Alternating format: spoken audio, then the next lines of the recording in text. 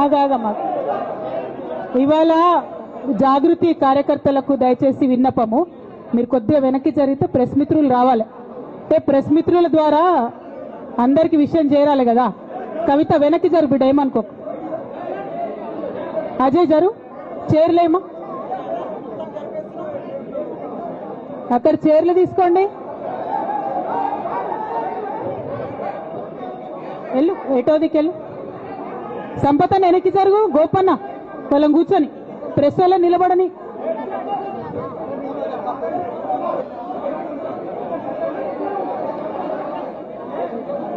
ఒక 2 minutes మా office జర చిన్నగా అయింది, ఏమనుకోద్దు ప్రెస్ మిత్రులు. కొన్ని చైర్స్ తీసుకోబా ఇక్కడ ప్రెస్ వాళ్ళకు. ఉమ్మగారు వద్దాం వద్దాం please. Let me address to everybody please. Venkati తొందరగా స్టార్ట్ చేయాలి, తొందరగా స్టార్ట్ చేయనా. జై తెలంగాణ, జై తెలంగాణ. రాజ్ కుమార్ వెనుకోళ్ళకి కనబడతలేదట, ఒక్కసారి కింద కూర్చో, కింద చైర్ తీసే ప్లీజ్, ఏమనుకో. ఓకేనా, ఓకేనా.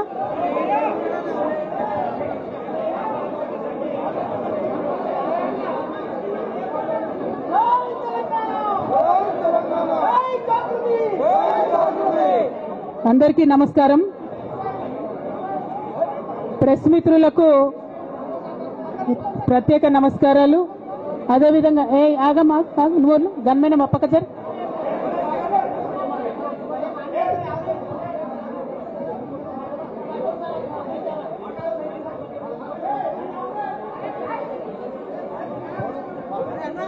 ఓకేనా, మాట్లాడనా.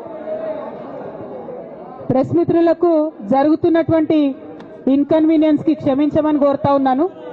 అట్లానే ఇక్కడ ఇవాళ ఇంత పెద్ద ఎత్తున హాజరైనటువంటి జాగృతి కార్యకర్తలకు, నాయకులకు అందరికి కూడా హృదయపూర్వకంగా నా నమస్కారాలు తెలియజేస్తా ఉన్నాను.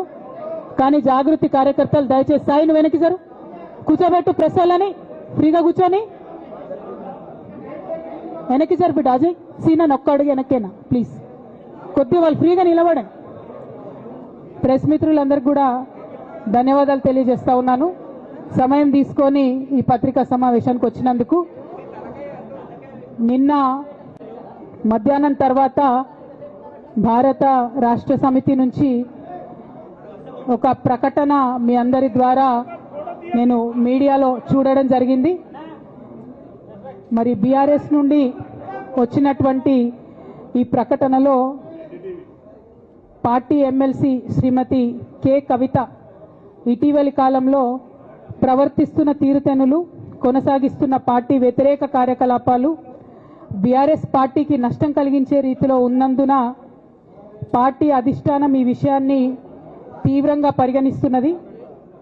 పార్టీ అధ్యక్షులు శ్రీ కె చంద్రశేఖరరావు గారు శ్రీమతి కె కవితను తక్షణం పార్టీ నుండి సస్పెండ్ చేస్తూ నిర్ణయం తీసుకున్నారని చెప్పి మరి నాకు ఒక ప్రకటన నిన్న టీవీల ద్వారా అందుకోవడం జరిగింది.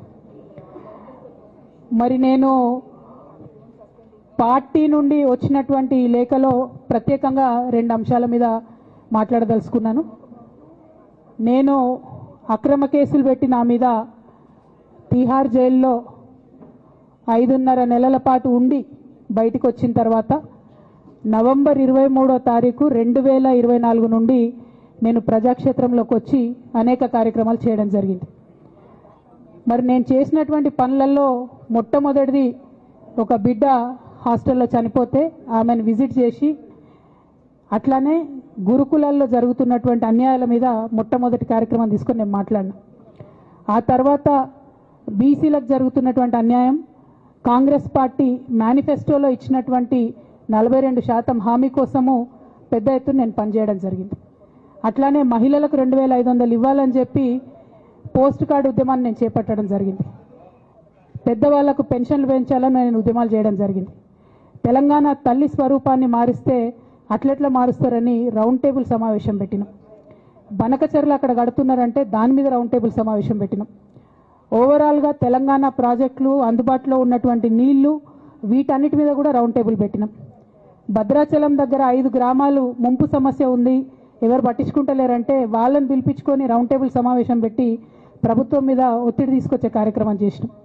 ముఖ్యమంత్రి గారి సొంత జిల్లా మహబూబ్ నగర్లో భూ నిర్వాసితులకు అన్యాయం జరుగుతుందంటే నారాయణపేట నియోజకవర్గం వెళ్ళి వాళ్లకు మద్దతుగా మేము నిలబడి రావడం జరిగింది. అట్లానే 47 నియోజకవర్గాలలో బీఆర్ఎస్ కండువా బాజాప్తా కప్పుకొని, గులాబీ కండువా బాజాప్తా కప్పుకొని ఎక్కడికి పోతే అక్కడ రాహుల్ చంద్రశేఖర్ రెడ్డి గారిని రిక్వెస్ట్ చేసి భవన్ నుంచి అక్కడ ఉండేటటువంటి బీఆర్ఎస్ నాయకులకు అఫీషియల్ కమ్యూనికేషన్ చేపించి ప్రతి ఒక్క బీఆర్ఎస్ నాయకులకు కార్యకర్తలకు మాట్లాడి ఆయా పర్యటనలకు వెళ్ళినప్పుడు అందరినీ కలుపుకొని బాజాప్తా గులాబీ కండువా వేసుకొని 47 నియోజకవర్గాలు నవంబర్ 23, 2024 నుండి ఈ రోజు వరకు నేను పర్యటన చేసి అనేక ప్రజా సమస్యల మీద మాట్లాడడం జరిగింది. మరి ఇవన్నీ పార్టీ వ్యతిరేక కార్యకలాపాలు అన్నది నాకు అర్థం కాలేదు. ఎట్లా వ్యతిరేక కార్యకలాపాలు అవుతాయన్నది కూడా ఒకసారి పార్టీ పెద్దలు పునరాలోచించుకోవాలని చెప్పి నేను రిక్వెస్ట్ చేస్తూ ఉన్నాను. అదేవిధంగా మరి బీసీల కోసం నేను పోరాటం చేస్తుంటే అట్లెట్లా మాట్లాడుతుంది, ఇట్లెట్లా మాట్లాడుతుంది, పార్టీకి వ్యతిరేకంగా మాట్లాడుతుంది. అరే, నేను కాంగ్రెస్ పెద్దల మీద ఒత్తిడి తీసుకొస్తుంటే బీసీలకు 42% అమలు చేయాలంటే ఏది పడితే అది చిల్వల్ పల్వల్గా నా మీద రాపించడం, ప్రచారం చేయడం, చాలా దారుణమైనటువంటి పనులు పార్టీలో ఉన్నటువంటి కొందరు పని కట్టుకొని కత్తి కట్టుకొని నా మీద చేయడం జరిగింది. అట్లానే నేను ఒక మాట ఏమన్నా, సామాజిక తెలంగాణ సాధన కోసం నేను కట్టుబడి ఉన్నా అన్న. మళ్ళీ తప్పేముంది?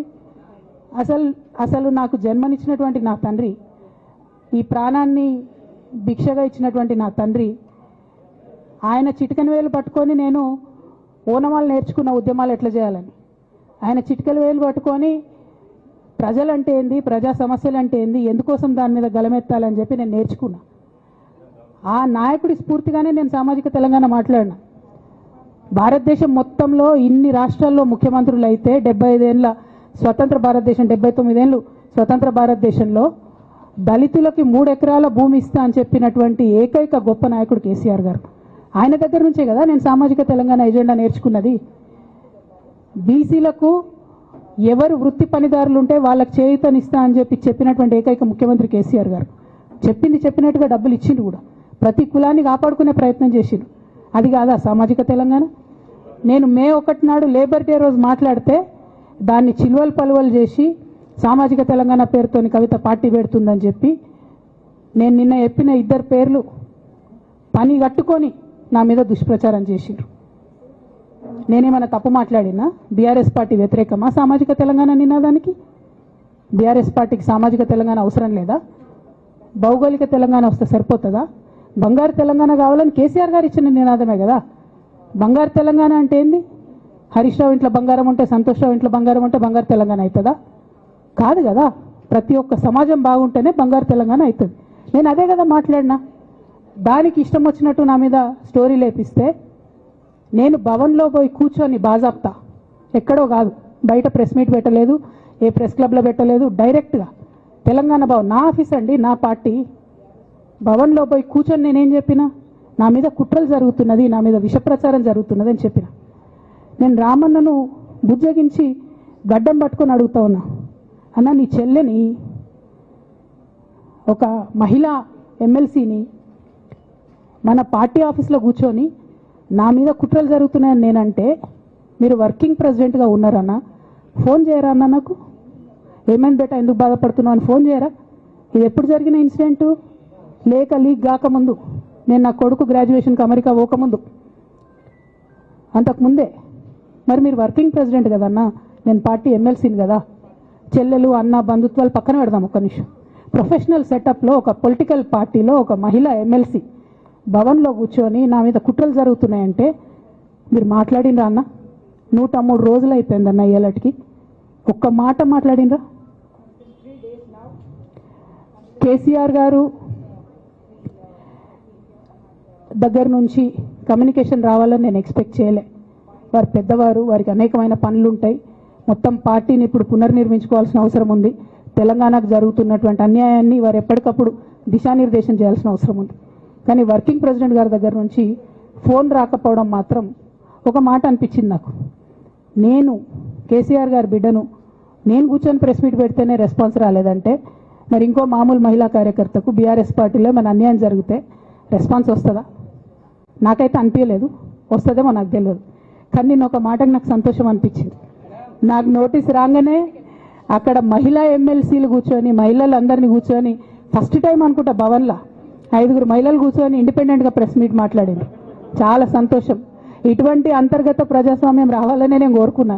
మహిళలకు, ఎస్సీలకు, ఎస్టీలకు, బహుజనులకు కోటరీల అడ్డంకులు లేకుండా యాక్సెస్ రావాలి, అది మైక్కి యాక్సెస్ రావాలి, బాస్కి యాక్సెస్ రావాలనే నేను అనుకున్నా. అది జరిగింది, చాలా సంతోషం. నన్ను సస్పెండ్ చేసినాక అయినా పర్లేదు, కానీ జరిగింది. నిన్న మహిళలందరూ కూర్చొని మాట్లాడి నేనేమంటున్నా అంటే కేసీఆర్ గారు, కేటీఆర్ గారు, నేను, మా కుటుంబం, మాది రక్త సంబంధం. పదవులు పోతేనో పార్టీలకు వెళ్ళి సస్పెండ్ చేస్తేనో పోయేటటువంటి బంధం కాదు. కానీ ఎవరైతే వెస్టెడ్ ఇంట్రెస్ట్ ఉన్న పార్టీలు ఉంటారో, పార్టీలో ఉండి కేవలం డబ్బు సంపాదించుకోవాలనేటటువంటి ఒక ఆలోచనతో, వ్యక్తిగత లబ్ధి పొందాలనేటటువంటి ఆలోచనతో ఉన్నటువంటి వ్యక్తులు, వాళ్ళకి కావాల్సింది ఏంది? మేము ముగ్గురం కలిసి ఉండొద్దు, మా కుటుంబం బాగుండొద్దు, మా కుటుంబం విచ్ఛిన్నమైతేనే వాళ్ళకి అధికారం వస్తుంది. దాంట్లో భాగంగా ఇవాళ మొదటి స్టెప్పు నన్ను బయటేసిరు పార్టీలకు వెళ్ళి. అది ఇక్కడితో ఆగదు. నేను గౌరవనీయులు పెద్దలు దైవ సమానులు కేసీఆర్ గారిని విజ్ఞప్తి చేస్తా ఉన్నా, మీకు ఒక సూచన చేస్తా ఉన్నా. దయచేసి మీ చుట్టూ ఏం జరుగుతున్నదో ఒకసారి చూసుకోండి నాన్న. నన్ను ఇవాళ బయటకు పంపొచ్చు, నేను మీలాగా స్ట్రేట్ ఫార్వర్డ్ ఉంటా, నిజాలు మాట్లాడతా. నేను ఉద్యమం నేపథ్యం నుండి వచ్చిన కాబట్టి నాగ్గా ఉన్నది లేనట్టుగా, లేనిది ఉన్నట్టుగా, మోసం చేయాలని చెప్పో ఇంకోటి చేయాలని చెప్పో మాట్లాడను. స్ట్రేట్ ఫార్వర్డ్గా ఇష్యూస్ మాట్లాడతా కాబట్టి నన్ను ఇలా బలి చేసిండ్రు, పర్వాలే.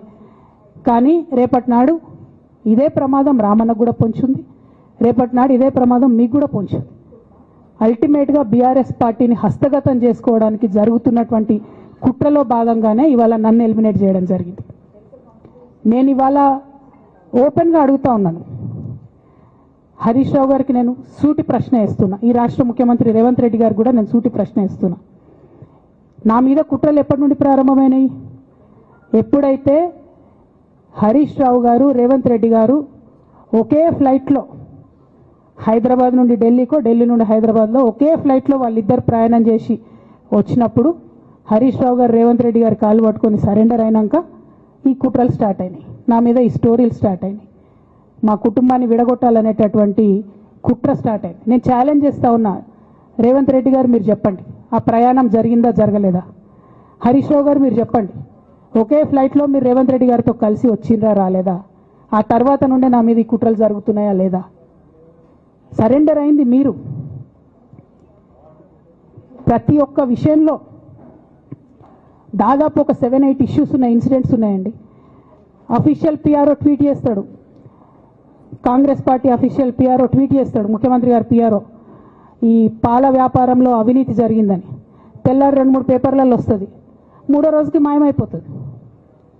అదే కేటీఆర్ గారినేమో 3 సార్లు విచారణ పేరుతో పిలిచి వేధిస్తారు. అంటే కేసీఆర్ కుటుంబం నికార్స్గా బరిగీసుకొని కాంగ్రెస్ పార్టీతో రేవంత్ రెడ్డితో కొట్లాడుతున్నాం కాబట్టి మా మీదనేమో కుట్రలు జరుగుతాయి, మా మీదనేమో కేసులు పెడతారు. మీ మాత్రం 1 or 2 days హెడ్లైన్స్ వస్తే తర్వాత న్యూస్ గాయబవుతుంది. ఎన్ని జరగలే చెప్పండి హరీష్ రావు గారి విషయంలో? ఫస్ట్ పాల వ్యాపారం మీద ఏమొచ్చినాయి ఆరోపణలు? ఆనాడు బీఆర్ఎస్ పార్టీ గవర్నమెంట్లో SC, ST, BC హాస్టళ్లకు Harish Rao గారి పాల వ్యాపారం నుంచి పాలు సప్లై చేసిరనే ఆరోపణలు అయోధ్య రెడ్డి గారు ట్వీట్ చేసిండ్రు. గతం 2 రోజులు పోయింది ఆరోపణ. ఎందుకు? సరెండర్. నెక్స్ట్ ఒక అభియోగం చేసిరు ముఖ్యమంత్రి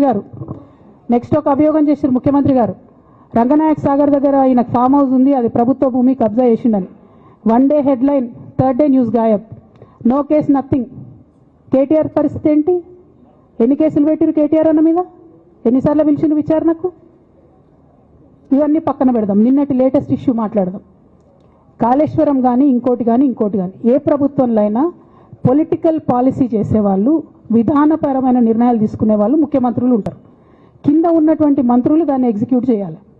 కేసీఆర్ గారు ఒక పాలసీ డెసిషన్ తీసుకున్నారు, నేను కాళేశ్వరం ప్రాజెక్టు కడతా, దానికి ఇన్ని డబ్బులు ఇస్తా అని. ఆనాడు మంత్రి ఎవరు? ఎగ్జిక్యూషన్ చేయాల్సింది ఎవరు?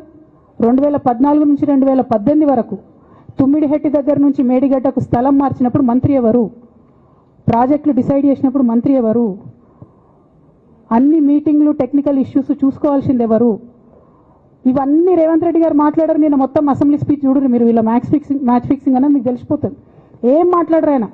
ఎంతసేపు కేసీఆర్ కాళేశ్వరం కట్టిండు, కేసీఆర్ కుటుంబం 1,00,000 కోట్లు తిన్నది. అరే 2007 నుంచి ఇప్పటివరకు కాళేశ్వరం 1,00,000 కోట్లు కూడా ఖర్చు కాలే.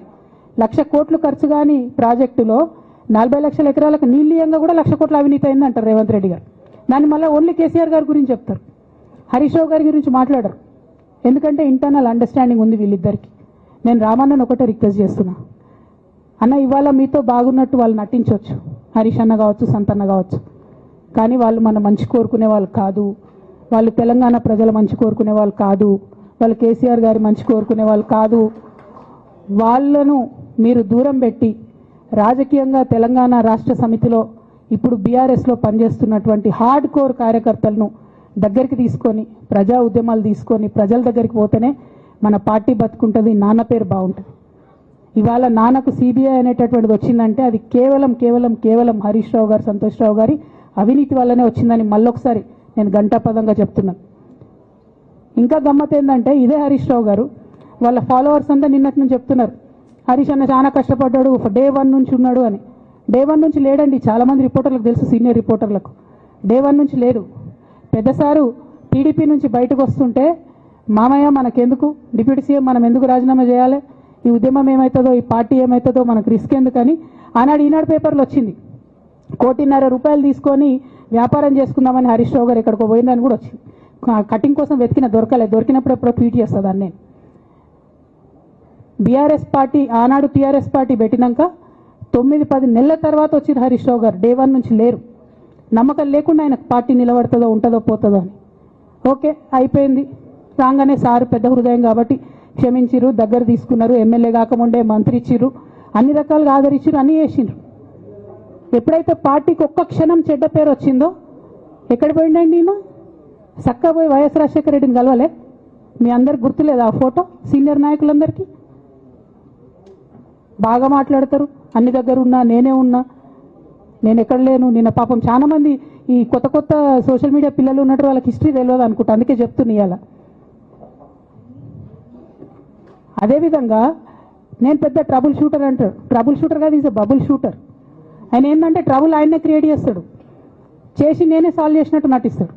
నేను లేటెస్ట్ ఎగ్జాంపుల్ చెప్తా పట్టురు. నేను మొన్న దాసోజు శ్రవణ్ అన్న ఎలక్షన్ ఎమ్మెల్సీ ఎన్నికలలో బీఆర్ఎస్ పార్టీ డిసైడెడ్ ఒకటే క్యాండిడేట్ని పెడదామని. కానీ హరీష్ రావు గారు ఇంటర్నల్గా బీజేపీ వాళ్ళతో మాట్లాడుకొని ఏం చెప్తారంటే, మీ దగ్గర నుంచి ఒక క్యాండిడేట్ని ఇవ్వండి, నేను మామయ్యని కన్విన్స్ చేసి 2వ క్యాండిడేట్కి పెట్టిస్తా అంటే he wants to create a trouble. ఈ క్రైసిస్లో ఆల్రెడీ మన పార్టీలోకి వెళ్ళి 10 మంది ఎమ్మెల్యేలు వెళ్ళిపోయినాక, 38 మందిలో 10 మంది పోయినాక నువ్వు ఇంకో సెకండ్ క్యాండిడేట్ని పెడితే ఎంత కన్ఫ్యూజన్ అవుతుంది? ఎవరెవరు ఎటెట్ ఓట్లు వేస్తారు? అంటే హార్స్ ట్రేడింగ్కి ఈయన ట్రబుల్ షూటర్ గారు ట్రబుల్ని ఓపెన్ చేస్తారు అన్నట్టు. నాకెందుకో లక్కీగా ఒక బీజేపీ ఎమ్మెల్యే గారు ఫోన్ చేసి, అక్క మరి పెద్దసారి పర్మిషన్ ఉందా హరీష్ అని ఇట్లా అంటున్నారంటే, నేను డైరెక్ట్గా పెద్దసారికే ఫోన్ చేసి నాన్న మరి ఇట్లా అంటున్నారు, మనం సెకండ్ క్యాండిడేట్కి పర్మిషన్ ఇస్తారంటే, nothing doing, only Shravan will get elected, ఎవరు చెప్పారు మీకు అన్నారు. అంటే నేను ఆ విషయం వెంటనే అటువైపు కన్వే చేసిన, లేదండి మాకు అట్లాంటి ఆలోచన లేదు. ఎందుకు ఈ రీసెంట్ ఎగ్జాంపుల్ చెప్తున్నా ఇవాళ అంటే, హరీష్ రావు గారు ట్రబుల్ క్రియేట్ చేసి ట్రబుల్ని మాఫీ చేసినట్టుగా ప్రయత్నం చేస్తారు. బీఆర్ఎస్ కార్యకర్తలందరికీ నేను నా తమ్ముళ్ళకి రిక్వెస్ట్ చేసి చెప్తున్నా, మా చెల్లెలకు రిక్వెస్ట్ చేసి చెప్తున్నా, మీకు పెద్ద స్థాయిలో జరిగే అన్ని విషయాలు తెలియకుండా అందరూ మన వెల్ విషర్స్ అనుకుంటారు. మీ తప్పు కాదు, ఎందుకంటే కేసీఆర్ సార్ అంత ఓపెన్ మైండ్తో ఓపెన్ హార్ట్తో ఉంటారు కాబట్టి బీఆర్ఎస్లో ఉన్న అందరూ అట్లే ఉంటారు అనుకుంటారు. కానీ చాలా మందికి చాలా హిడెన్ ఎజెండాస్ ఉన్నాయి. ఒక పక్క కాంగ్రెస్తో కలిసి ఉన్నారు, ఇంకో పక్క బీజేపీతో మాట్లాడుతున్నారు, ఎవరితో అవసరమైతే అటు మాట్లాడుతున్నారు. అదేవిధంగా 2018 ఎన్నికలలో హరీష్ రావు గారు 20-25 మంది ఎమ్మెల్యేలకు ఎన్నికలలో అడిషనల్ ఫండింగ్ ఇచ్చారు, పార్టీ ఇచ్చింది కాకుండా. ఏడికేలు వచ్చినాయి హరీష్ రావు గారికి అన్ని డబ్బులు? 100% కాళేశ్వరంలో జరిగిన అవినీతి నుంచి వచ్చిన డబ్బులే. ఆయన ఆలోచన ఏం చేసిందంటే, ఏమన్నా కొద్దిగా అటు ఇటు అవుతుందేమో రిజల్ట్, నా దగ్గర ఎమ్మెల్యేస్ ఉండాలని ఆలోచన చేశాను. నీకు అసలు అట్లాంటి ఆలోచన ఎందుకు వచ్చింది? నేను కట్టప్పలాంటోని కేసీఆర్ గారి దగ్గర ఉండేటోని అంటావు కదా, నీకేం అవసరం వచ్చింది ఎమ్మెల్యేస్కి సపరేట్గా ఫండింగ్ ఇవ్వడానికి? ఎవరికి తెలియదు అనుకుంటారా? ఇది ఎవరు చెప్పారు అనుకుంటారా? ప్రతి ఒక్కరు చెప్తారు ఎమ్మెల్యేస్ ఓపెన్, నా పేర్లు కూడా తెలుసు, చెప్తే బాగుండదు, ఎమ్మెల్యేలు ఇబ్బంది పడతారు. నేను అనేది ఏంటంటే 2009లో రామన్న సిరిసిల్ల ఎలక్షన్లో మా బంధువుకు సంబంధించిన వ్యక్తులతోని 60 లక్షల రూపాయలు పంపిన హరీష్ రావు గారు రామన్నను ఓడగొట్టడానికి. నిన్నగాక మొన్న ఒక వీడియో మీరు కూడా చూసిరు, ఒంటేరు ప్రతాప్ రెడ్డి గారిది. మీ మామయ్యను ఓడగొట్టమని ఎంతంటే అంత డబ్బులు ఇస్తా అని చెప్పిర్రని. ఓ పక్క కేసీఆర్ గారిని ఓడగొట్టాలి, ఓ పక్క కేటీఆర్ గారిని ఓడగొట్టాలి. నిజామాబాద్లో నా ఎంపీ సెగ్మెంట్లో అందరు ఎమ్మెల్యేలను మేనేజ్ చేయాలి. అందరిని మన కేసీఆర్ కుటుంబాన్ని ఓడగొట్టాలి, విచ్ఛిన్నం చేయాలి. కానీ కేసీఆర్ గారి పేరుతో వచ్చేటటువంటి బెనిఫిట్స్ మాత్రం అన్నీ కావాలి. మరి ఇటువంటి వారిని నా రిక్వెస్ట్ కేసీఆర్ గారితో, కేటీఆర్ గారితో, వారిని మీ పక్కన పెట్టుకొని నిజం మాట్లాడే నన్ను బయటకు పంపితే మరి పార్టీ బాగుంటుందా? దయచేసి ఆలోచన చేసుకోండి. నేనేమంటున్నా రామన్న మిమ్మల్ని అంటే, నా మీద మీకు కోపం ఉండొచ్చు, నా మీద ఏముందో ఎవరేం చెప్పారో నాకు తెలియదు. నేను మాత్రం నా ప్రాణం పోయినా కేసీఆర్ గారికి హాని జరగాలని కానీ కేటీఆర్ గారికి హాని జరగాలని కానీ కోరుకోను. అది నా నైజం కాదు. ఆడపిల్లలకు అట్లుండదు. ఆడపిల్లలు ఇల్లు బాగుండాలనుకుంటారు. నా మనసుకి ఎంత గాయం అయితే, నాకు ఎన్ని అవమానాలు అయితే, నాకెంత ఇన్సల్ట్ అయితే, నా మీద ఎన్ని కుట్రలు జరిగితే నేను ఇట్లా మాట్లాడుతున్నా. ఇది నా బాధ, ఇది నా ఆవేదన. నాన్న చూస్తలేరేంది వీళ్ళని అన్నది ఆవేదన, చూసుకుంటా క్షమిస్తారేంది ఇంకెన్నిసార్లు క్షమిస్తారు అన్నది నా బాధ. అంతే తప్ప నాకేం కోపం ఉంటుంది? ఎందుకు కోపం ఉంటుంది? నాకు ఎన్ని జన్మల పుణ్యం ఉంటే కేసీఆర్ లాంటి తండ్రి దొరుకుతాడు? కోట్లలో ఒకరికి ఉండేటటువంటి తండ్రి నాకు దొరికిండు. ఆయన లేకపోతే నేనెవరు ప్రపంచానికి తెలుస్తుందా? నాకెందుకు అవసరం ఉంటుంది? నాకేం కోపం ఉంటుంది కేసీఆర్ గారి మీద? నాకు టీఆర్ఎస్ పార్టీ మీద ఎందుకు కోపం ఉంటుంది? నాకు 27 సంవత్సరాలు ఉన్నప్పుడు నేను నా కొడుకుని చిన్న పిల్లగాన్ని పసిగుడ్డుని ఎత్తుకొని ఇక్కడికి వస్తే ఆ రోజు నుంచి ఈ రోజు వరకు నేను రోడ్డు మీదనే ఉన్నా, ఉద్యమాలే చేస్తున్నా, పోరాటాలే చేస్తున్నా, తెలంగాణ ప్రజల కోసం పనిచేస్తున్నా. 2014 నుంచి అధికారంలో ఉన్నప్పుడు కూడా నా ఇంటి దర్వాజాలు ఎప్పుడు తెలిసే ఉన్నాయి. ఇక్కడున్న మీడియా మిత్రులందరికీ తెలుసు. అధికారంలో ఉన్నా లేకున్నా నేను గిట్లనే ఉన్నా. అధికారంలో ఉన్నప్పుడు నన్ను ఏమి సాగనీయకుండా నన్ను ప్రతిపక్ష ఎమ్మెల్యేని చూసినట్టు, ప్రతిపక్ష ఎంపీని చూసినట్టు చూసినా నేను ఇట్లనే ఉన్నా, ఓపెన్ మైండ్తోనే ఉన్నా.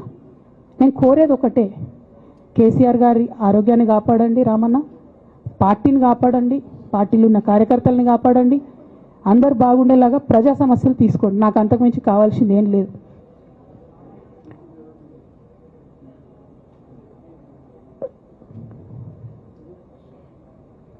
కానీ మొన్న అసెంబ్లీలో అర్ధరాత్రి దాకా పెట్టి రేవంత్ రెడ్డి గారు కేసీఆర్ గారిని తిడుతుంటే దయ్యాలు వేదాలు వాళ్ళు ఇస్తున్నట్టు అనిపించింది నాకైతే.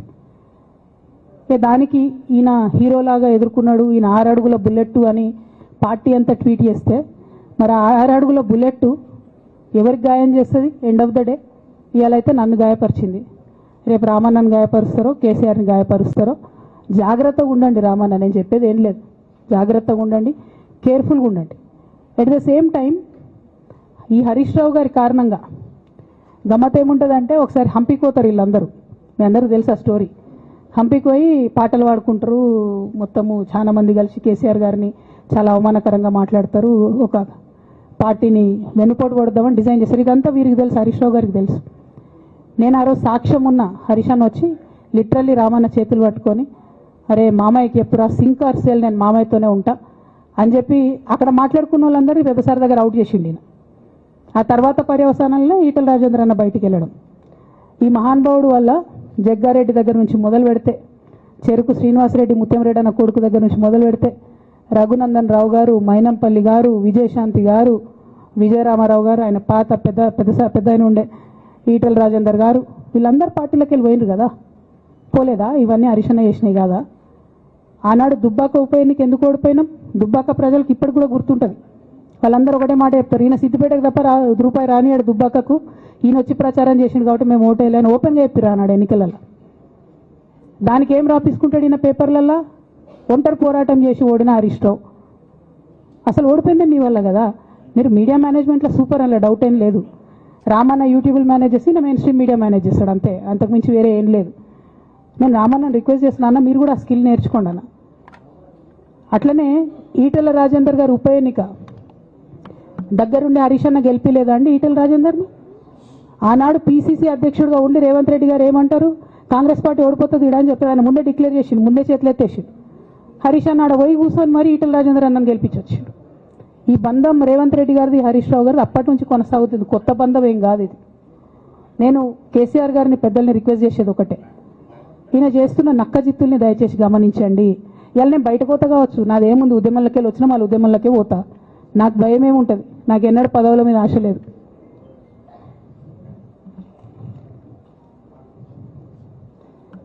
పార్టీ నుంచి వచ్చిన ఎమ్మెల్సీకి స్పీకర్ ఫార్మాట్లో చైర్మన్ గారికి నేను పంపుతా ఉన్నాను రాజీనామా పత్రాన్ని. అట్లానే బీఆర్ఎస్ పార్టీ ప్రాథమిక సభ్యత్వానికి కూడా గౌరవ పెద్దలు కేసీఆర్ గారికి రాజీనామాను పంపుతా ఉన్నాను. దీన్ని మన రావుల చంద్రశేఖర్ రెడ్డి గారికి తెలంగాణ భవన్కి వారికి నేను పంపుతా ఉన్నాను. ఎందుకు ఇవి ఇప్పుడే చూపించినా అంటే పదవుల మీద నాకు ఎప్పుడు ఆశ లేదు. మేము ఉద్యమంలోకి వచ్చింది ఎందుకంటే మా నాన్న ఒక్కరు ఇంత ఒంటరి పోరాటం చేస్తున్నారు, ఎంత వీలైతే అంత ఆయనకు మద్దతు ఇవ్వాలని వచ్చినాం. ఆనాడు మేము ఉద్యమంలోకి వచ్చినప్పుడు పార్టీ అధికారంలోకి వచ్చే ఆస్కారమే లేకుండే, తెలంగాణ వస్తుందో రాదే అనే అనుమానాలు అంతటా ఉండే. మేము ఉద్యమంలో కొట్లాటలో లాఠీ దెబ్బలు తినడం కోసం, జైల్లోకి పోవడం కోసం ఆనాడు వచ్చినాం ఉద్యమంలోకి. అధికారంలోకి వస్తామనుకొని రాలే. రామన్నైనా నేనైనా కేవలం నాన్న కోసమే వచ్చినాం ఉద్యమంలోకి. అందుకే మా కుటుంబం మీద కుట్ర. ఈ కుట్రను గమనించమనే నేను మా కుటుంబాన్ని కోరుతా ఉన్నా. ఇక పెద్ద సార్కు నీడలాగా సంతోష్ రావు గారు ఉంటారు. ఇక సంతోష్ రావు గారి గురించి 2 నిమిషాలు చెప్తా, అంత పెద్ద సీనున్న మనిషి కాదు కానీ చెప్పాలి. ఎందుకంటే కూరల ఉప్పు ఎట్లుంటుంది ఈయన అట్లా అన్నట్టు, ప్రతి దాంట్లో చెడగొట్టడానికి కొంచెం ఉండాలి కదా అట్లాంటి వాడు. కాబట్టి చెప్పక తప్పదు ఈయన గురించి. చెప్పులో రాయి చెవులో జోరిగా అంటాం కదా, అట్లాంటి టైపు. కాబట్టి ఖచ్చితంగా చెప్పాలి. విషయం ఏంటంటే ఈయన ధనదాహం ఎట్లాంటిదంటే సంతోష్ రావు గారిది, రామన్న కాన్స్టిట్యున్సీ, కేటీఆర్ అన్న కాన్స్టిట్యున్సీ నేరెళ్లలో ఇసుకలారి గుద్ది ఒక దళిత బిడ్డ చనిపోతాడు.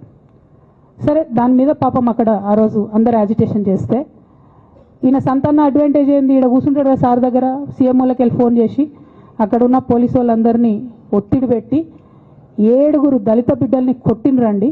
3-4 సార్లు 3rd డిగ్రీ వేస్తే ఇలా 7 కుటుంబాలు కూడా వాళ్ళు ఎందుకు కూడా ఏ పని చేసుకోలేనటువంటి పరిస్థితులలో ఆ దళిత బిడ్డలు ఉన్నారు. అది మొత్తం రాజకీయంగా బ్లేమ్ అంతా రామన్న మీదకి వచ్చింది. ధనదాహమేమో సంతన్నది, నేరం చేసిందేమో సంతన్న, వీడికెళ్ళి ఫోన్లు చేసి ఒత్తిడి చేసి కొట్టిపించిందేమో సంతన్న, చెడ్డపేరేమో రామన్నకు వస్తుంది. ఈ ఎగ్జాంపుల్ చెప్పడం కోసమే నేను ఈయన గురించి చెప్తున్నా, వేరే ఏం లేదు. ఇక సరే టానిక్ వీనిక్ ఈ వీటిలో వచ్చిన కేసులు ఏమవుతాయి, రేవంత్ రెడ్డి గారు ఆర్భాటంగా ఒక అనౌన్స్మెంట్ చేస్తారు. ఇంతకుముందు చెప్పిన కదా మ్యాచ్ ఫిక్సింగ్ ఎట్లుంటుందంటే 1 డే న్యూస్ అవుతుంది, టానిక్లో ఈయన మీద కేసు పెట్టిరని. 3వ రోజు పోలీసు వాళ్ళు ఎఫ్ఐఆర్ కొట్టేసారు. అది మీరు ఇంకా కనుక్కోండి. కాజ్ చేసేసారు, కేసు మూసేసారు. ఏం అండర్స్టాండింగ్ ఉంది, ఎందుకు మూసేసారు? At the same time Harithaharam, తెలంగాణకు హరితహారం అని పెద్దలు కేసీఆర్ గారు పెద్ద కళతోని 230 కోట్లు అక్కడ గోబీ డెజర్ట్ల వాళ్ళు చెట్లు పెట్టి చైనాను కాపాడుకున్నారు. మనం అదే స్థాయిలో తెలంగాణను బాగు చేసుకోవాలని పెద్దసారి హరితహారం అని పెడితే ఈయన దానికి నకిలీ ప్రోగ్రామ్ గ్రీన్ ఇండియా ఛాలెంజ్ అని పెడతాడు. తెల్లారులేస్తే సినిమా వాళ్ళని తీసుకురావాలి, రోజు ఒక ఫోటో వేసుకోవాలి. దాని వెనుక ఉన్న కుట్ర ఏంటంటే జీవో అమెండ్మెంట్ అవుతుంది సంతోష్ గారి గురించి. ఆ ఫారెస్ట్లను 10% ఇన్కమ్ ఎవరన్నా ఇస్తే అమ్యూజ్మెంట్ పార్క్లకు ఇస్తారన్నట్టు. దానికోసం జీవో అమెండ్ అవుతుంది. దానికి ప్రభాస్ గారిని, చిరంజీవి గారిని, అనేక మంది సినిమా స్టార్లను మోసం చేసి వాళ్ళని తీసుకుపోయి వాళ్ళతో ఫోటోలకు పోజులు ఇప్పించి ఫారెస్ట్లను కొట్టేయాలని ప్లాన్ అయినది. ఇక ఈయనకి 2-3 మనుషులు ఉంటారు సంతనకి. ఆయన పోచంపల్లి శ్రీనివాస్ రెడ్డి అని ఎమ్మెల్యే. ఇది నాకు విషయం ఎవరు చెప్పారు అంటే మన పల్లరాజేశ్వరరెడ్డి అన్ననే చెప్పిండు. మీకు ఏమైనా డౌట్లు ఉంటే ఆయన అడగొచ్చు. ఈ పోచంపల్లి శ్రీనివాస్ రెడ్డి అనేట ఆయన వరికోల్ అనే ఊరు, సామాన్య కుటుంబం, మధ్యతరగతి కుటుంబం. ఇవాళ అక్కడ ఆయన శ్రీమంతుడు అని పిలుస్తారు పోచంపల్లి శ్రీనివాస్ రెడ్డి గారిని.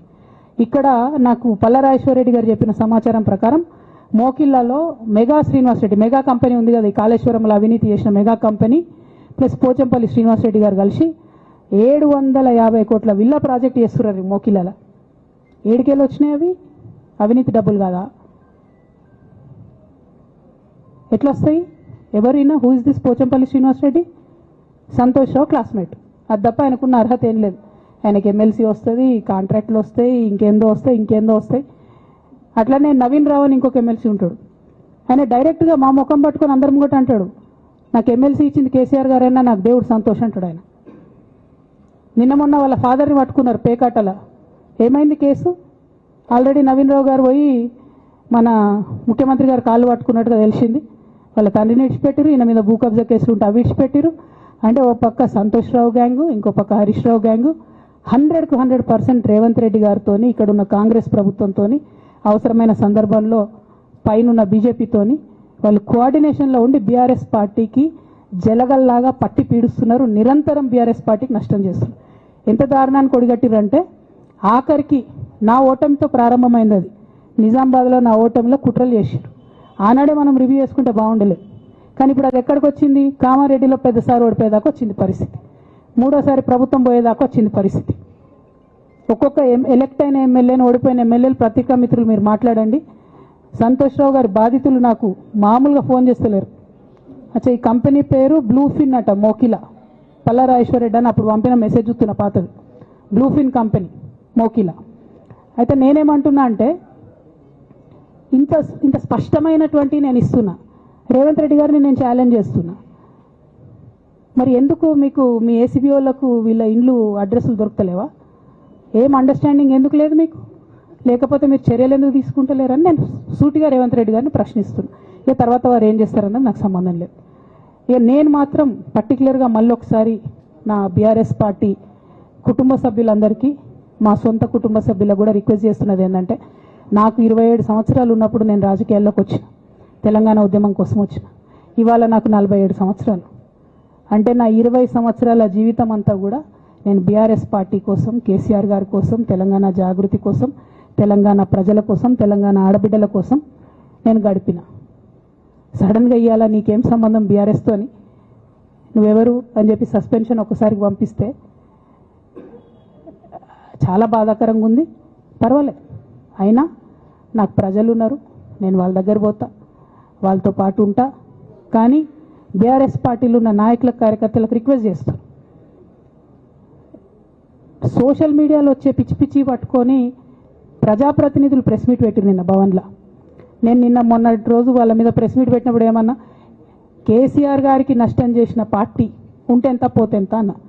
సోషల్ మీడియాలో ఉన్న బీఆర్ఎస్ పార్టీ కొంతమంది దుర్మార్గులు ఉన్నారు, సోషల్ మీడియా వెంగు చూసేటోళ్ళు. వాళ్ళ ముంగట విషయం కట్ చేసిరు. ఏది కేసీఆర్ గారికి నష్టం చేసిన అనే విషయం కట్ చేసి బీఆర్ఎస్ పార్టీ ఉంటెంత పోతెంత నేను అన్నా అని చెప్పి ప్రచారం చేస్తున్నారు. నాదే పార్టీ, బీఆర్ఎస్ పార్టీ. 20 ఏళ్ళు నేను కష్టపడ్డా.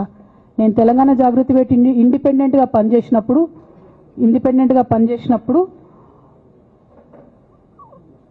ఓటేయమని ఎవరికి చెప్పినా? నేను బీఆర్ఎస్ పార్టీకి ఓటేయమని చెప్పినా? నా జీవితంలో ఇంతవరకు నేను ఇంకో పార్టీకి ఓటేయమని చెప్పలే, ఇంకో పార్టీకి ఓటేయలే. ఎట్లయితే కంప్యూటర్లో హార్డ్వేర్ ఉంటుందో అది బీఆర్ఎస్ పార్టీ, సాఫ్ట్వేర్ తెలంగాణ జాగృతి. శరీరం బీఆర్ఎస్ పార్టీ అయితే ఆత్మ జాగృతిగా పనిచేసినాం, తెలంగాణ ఆత్మగా పనిచేసినాం. మేము తెలంగాణ ఆత్మగౌరవం కోసం పనిచేసినాం, తెలంగాణ ఆత్మగౌరవ ప్రతీకలైనటువంటి బతుకమ్మ బోనాలను నిలబెట్టడం కోసం పనిచేసినాం. ఆ కాంట్రిబ్యూషన్ ఏం లేదా? నేనేం చేయలేదు ఆ పార్టీకి. నిజామాబాద్లో చికెన్ గున్యా వచ్చి బాధపడుతుంటే గల్లీ గల్లీ గల్లీ తిరిగి 2018లో ఒక్కొక్క ఎమ్మెల్యేకు ఎంత తిరిగినా అన్నది అక్కడ నిజామాబాద్ ప్రజలకు తెలుసు. ఏం కాంట్రిబ్యూషన్ లేదన్నది, ఓన్లీ హరీష్ అన్నది, సంతన్నదే ఉన్నదా కాంట్రిబ్యూషన్? వీళ్ళు మేకవనే పులులు నాన్న, వీళ్ళు మీ ముంగట నటిస్తారు అంతే. బయట వాళ్ళ నిజస్వరూపం వేరేలాగా ఉంటుంది. యాజ్ అ డాటర్గా రిక్వెస్ట్ చేస్తున్నా, ఒకసారి ఆలోచన చేయండి వాళ్ళ గురించి. నాకేమొద్దు, నన్ను పార్టీలోకి వెళ్ళి సస్పెండ్ చేసి నో ప్రాబ్లం, కానీ వాళ్ళని పార్టీలో ఉంచుకుంటే పార్టీ ఎట్లుంటుంది అన్నది మీరు ఆలోచన చేసుకోండి. ఇక అల్టిమేట్గా నేను చెప్పదలుచుకున్నది ఒకటే,